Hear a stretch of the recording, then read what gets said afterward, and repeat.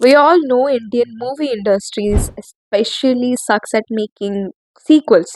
ये बड़ी अच्छी बात कही आप। Like तार पार्ट 1 हो पार्ट 2 हो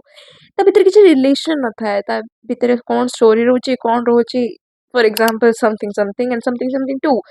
एंड बॉलीवुड कथा तो छाड़ो it is already been roasted way too much okay and you know आउ गोटे जिनस जोटा आई थिंक कि आम इंडस्ट्री रे बहुत खराब भाव यूटिलाइज होचे सेटा होचे कैमियोज लाइक आम एक्टर्स मानकर एते पोटेंशियल रोचे तांकू एज लाइक गोटे अटेंशन ग्रैबिंग लाइक ऑडियंस का अटेंशन माने टिकट जेमती बिक्री हबो से बड़े भाव तांकू यूज करा जाउची तांका फुल पोटेंशियल को कहीं कभी यूज करा जाउनी for example okay I'll give you the most popular one Salman Khan in Pathan okay